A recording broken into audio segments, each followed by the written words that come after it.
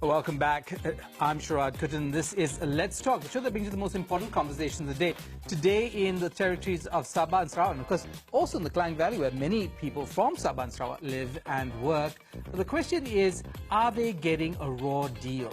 They have, of course, a part of the major breakthrough that we had on May 9th signaled an opportunity for Sabah and Sarawak to become equal partners in the Federation. Some of them are saying, oh, they've been cheated. In fact, what this budget 2019 shows is that Pakatan Harapan is not sincere about the equal partnership that they touted. James Chin, who's in the studio with me, is director of the Asia Institute, University of Tasmania. Again, great to have you here. What is this language? Equal partners, full implementation of Malaysia Agreement 1963. All these expressions get bandied about by politicians. Could you help us understand what it actually means and how do we pin it down? Sure. I think language is very important in this debate. I think for the people of Sabah and Sarawak, several things annoyed them for many, many years. One is that the date of Hari Merdeka has always been 31st of August, when the Federation was actually declared in September. So that's the reason why we have a Malaysia Day after 2008. So I think that is one sore point. The other sore point is that they do not like Sabah and Sarawak to be simply stated as one of the states or two states in the Federation. They want to be counted as founder states. And they like to point out that the original Malaysia Constitution that was adopted in 1963 says very clearly, that the states of Malaysia, the Federation of Malaysia will consist of three separate areas: states in Malaya, Sabah and Sarawak, and Singapore. So they want Sabah and Sarawak to be counted as what they call founder states, or one of the three original founders of the Federation of Malaysia. Right, because there's concrete and material ways in which you, as someone from the peninsula, would experience that. When I go to Sabah and Sarawak, I have to show my passport or my IC, for instance. That, I think, is a big shock to anybody coming from Malaya, going there for the first time. The other thing, of course, appeared during the last cycle of elections was the fact that Sabah and Sarawak there's a different calculation for the number of representatives they have at the federal level. And that's kind of a fixed portion. It's not, as it were, determined by the number of people they have, right? There is a kind of a constitutional guarantee of their representation in Parliament, in the federal Parliament. Is that true? That was at the time of independence. One of the deals they did at the time of independence was that Sabah, Sarawak, and Singapore will hold slightly more than 1/3 of the seats. That was sort of a constitutional guarantee built in it, so that Malaya could not do any constitutional amendment. As you know, if you want to amend the federal constitution, you need 2/3 majority. So they made sure that there was a bar, that you cannot do any constitutional amendment without the agreement of Sabah, Sarawak, or Singapore. But when Singapore left the Federation, the MPs from Singapore were never redistributed to Sabah and Sarawak. So since then, Sabah and Sarawak only held about 25% of all the seats in Parliament, and that's another sore point. Okay, so many sore points to add to the growing list of sore points. What do you think the Najib Razak administration was trying to do? Clearly, there was a political impetus. He needed the support of the MPs from Sabah and Sarawak, as you pointed out, following the election of 2008. But he created a conversation. It involved people like the late Adnan Satem, Chief Minister of Sarawak. How successful do you think Najib was in keeping Sabah and Sarawak within the fold through these kinds of conversations about autonomy or full autonomy? Well, what Najib did was that he provided additional funding to Sabah and Sarawak. He announced that both states will get an additional 1 billion ringgit each. My understanding is that money never reached there. Secondly, he set up a high-level federal cabinet committee, and the idea was that he will return back the powers, at least some of the administrative powers. He called it a decentralization process to Sabah and Sarawak. And the state government of Sarawak set up a similar committee as well, together with Sabah.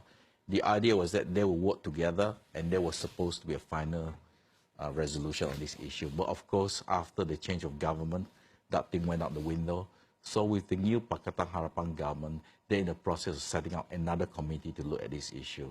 So essentially, this committee will look at how do we decentralize most of the bureaucratic powers back to Sabah and Sarawak. That's the first thing. Secondly, they will look at whether we can do some of the constitutional provisions in relation to Sabah and Sarawak. For example, I spoke about earlier how Sabah and Sarawak was classed as a separate in terms of the states in Malaysia. So they're going to change the constitution back to 1976 when they were put in a separate category. But I think the key points about all these committees is that you have to do it in a very careful, considered ways, because whatever changes you make today, you have to live with it for many years to come. You know, I wonder sometimes, you know, is this essentially about the money? Is it about the resources? You know, and the numbers are important.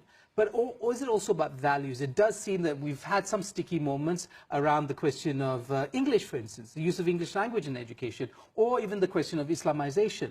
These are two things that seem to stick in the throat of many politicians from the two territories, whatever their religious or ethnic affiliations are. Is it about numbers? Is it about money? Will they be satisfied with more money? Or is it about a determination of how they want to be as a society? I think the way to look at it is that it's about a bit of everything. It's about being autonomous. You can do your own thing within the Federation of Malaysia. So it's not only about money. It's about culture. It's about religion. It's about demography. So, for example, one of the big issues in Sabah, which is not found in Sarawak, is that in Sabah, from the mid-1980s onward, there was a profound shift in demography. So now we know that, you know, basically 1/3 of the people in Sabah are not born in Sabah. There's a large number of what we call PTI, people who appear in Sabah, and suddenly they were given blue ICs. So we even had a royal commission to look into this issue.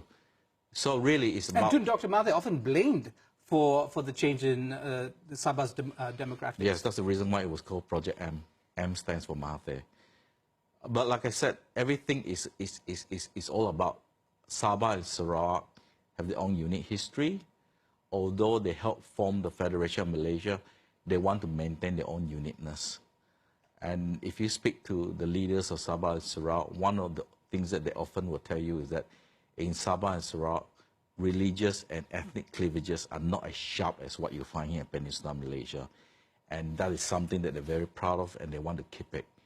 And the point is, if we follow too much of what's happening in Peninsular Malaysia, we may end up with what you find over here, which is political mobilization is basically run along the lines of ethnic identity, religious identity, and all sorts of nasty stuff.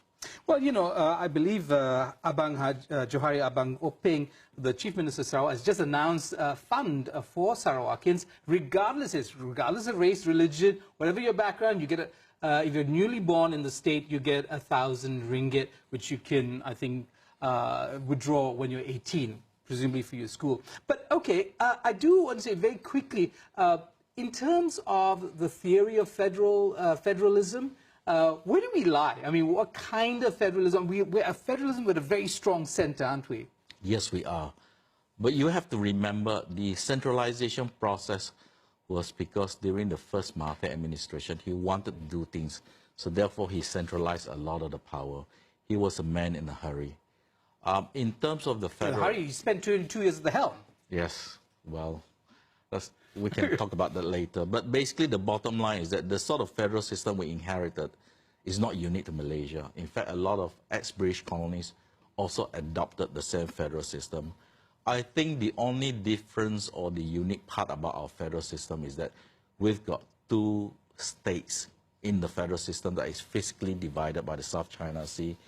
And also the two states, Sabah and Sarawak, have their own very unique history before they helped form the federation. Okay, we're going to come back, have a deeper look at the question of the federation and its future. We're going to be looking at the Malaysia Agreement 1963 and trying to dissect it. Stay tuned to Let's Talk with me, Sharad Kuttan.